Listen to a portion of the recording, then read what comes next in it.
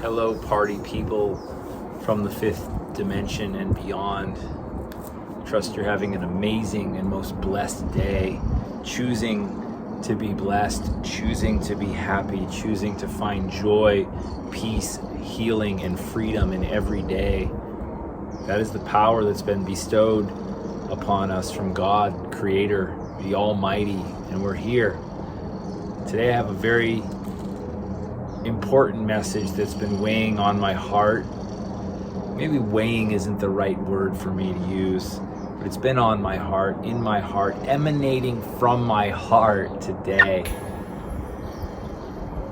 Thinking about living according to the path of God, living a God-like existence. And that means a lot of things to a lot of people. A lot of people come at this from a very dogmatic or religious perspective. They read from the Bible. They read from whatever religious, spiritual text that has set them on the path. Maybe it's been passed down generationally, just as a lot of trauma has been passed down generationally. Now, I'm not equating religion, spirituality, health with trauma, but I'm saying a lot of what we know and learn is passed down through the lineage. So what does it mean to be a man or a woman of God? Well, I'll tell you right now, from my perspective, it means to be living in your authenticity, in your truth. Truth is everything. Being honest with yourself and living a life of peace, living a life of gratitude, and living a life of service.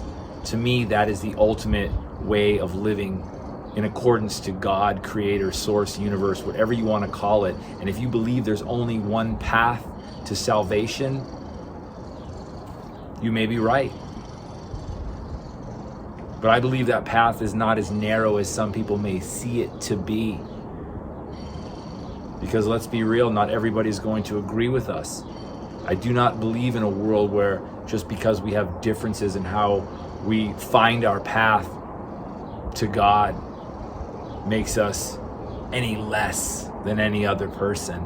We're all on a divine and perfect healing journey. Now maybe this is just one run through, many failures, many lessons before we get to where we are trying to be. But we're here and we're learning. And when we know better in this life, it's our obligation to continually do better. Knowledge is wonderful, but without the implementation of knowledge, there can be no wisdom. And wisdom is all.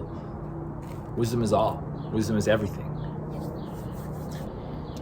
If you're one that's very religious, and you are preaching the word, some people call that a holy roller, some people call it judgmental, some people call it discerning, whatever it is, realize that you are God, or if you think you are not God, either way, judging other people does not lead you to the path of salvation through God, to God.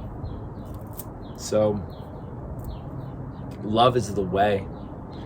Loving other people. It doesn't mean we have to accept or tolerate the behaviors of other people, the actions of other people, but just to love all people.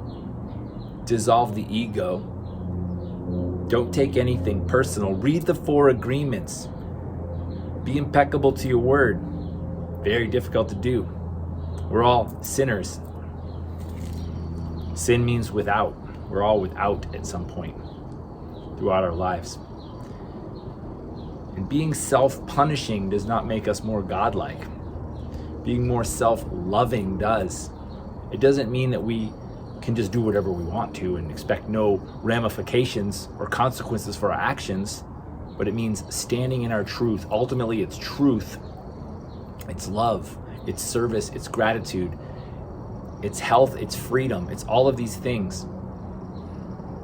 Start with yourself. Start giving yourself the rest you need. Start nourishing yourself with the best foods you can get.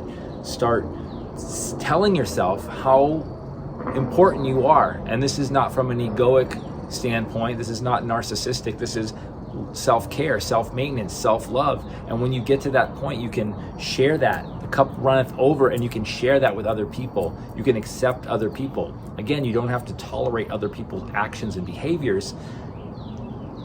Delineate, make clear, healthy boundaries around yourself. Stand in your truth. Step away from fear. And always do your best. That's another of the 4 agreements. Always do your best. Take nothing personal. Hard to do with the ego always in play. Always do your best.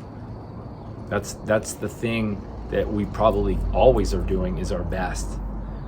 Making mistakes. To err is human. For me, it's something I've been working through my entire life. Stepping away from being judgmental.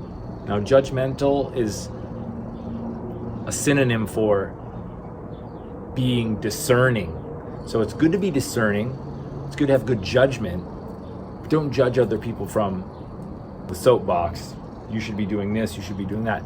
Look at yourself, take care of home base, and just be one to inspire other people, not to judge, not to tell people how to live, what to do. Living an honorable life, coming from a place of love, servitude, gratitude, honor, and appreciation for the gifts that you have been bestowed from God, will lead you to happiness, will lead you to all the things in your life that you seek.